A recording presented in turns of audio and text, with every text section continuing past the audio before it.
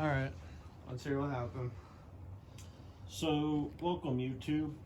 This morning we had a sidewall blowout on one of the Emove Cruiser's 2021 models, rear tires, where I had lost all of the air in a very short manner of time. Like how short are we talking about? Maybe a second or two.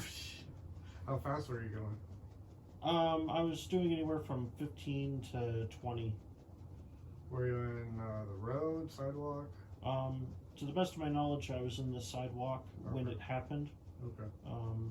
But I may have either grazed a bump or rubbed against a curb, but I don't think that would have caused the blowout, so it might have been a nail or a road glass, which is pretty notorious for scooters, as all of you riders may or may not know. Wait, but okay, so with glass, because I don't know about that, riding a bicycle, that's typically not an issue, right?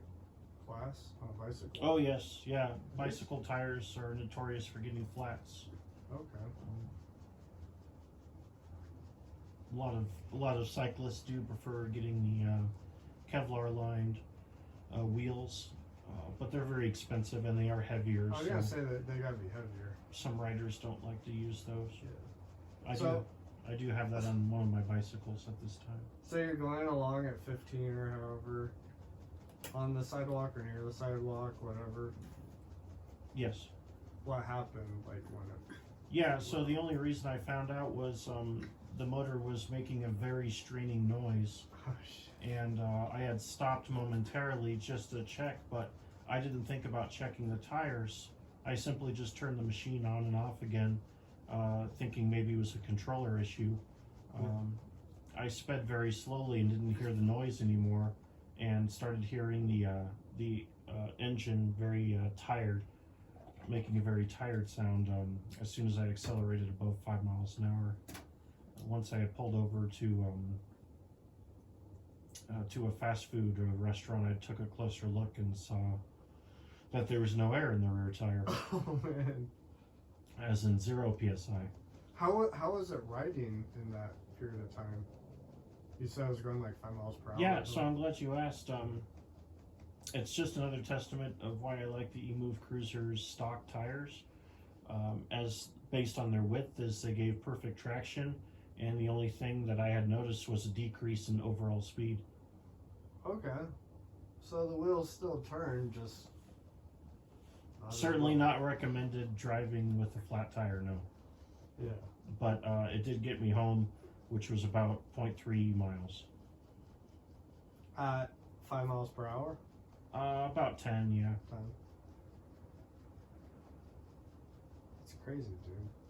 So you didn't lose control or anything when the blowout? I never lost any control. With the added traction and the sagging tire, I simply lost speed, but I didn't really want to ride it as little as I wanted, simply because I didn't want to damage the wheel, the motor, or any of the brakes. Yeah. Did you repair it already? Yeah, it's been completely repaired. How? I used Armadillo's Red, which, if you look online, is a recommended brand for scooter tires. Okay. They do wonderful work. At the time of the blowout, I had no Armadillo Red product in the tire itself.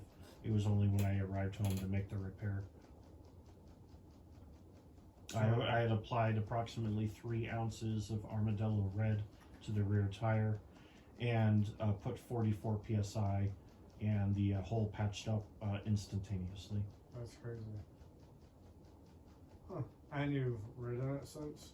Yeah, I gave it just a quick test ride up and down, less than 1/10 of a mile, and it's keeping pressure just fine. Nice. So I would say Armadillo Red is a mission success, and glad I was not hurt in the process of the blowout. And it got you back home. And it got me back home. Sweet. A little under 1/4 mile. Nice, not bad.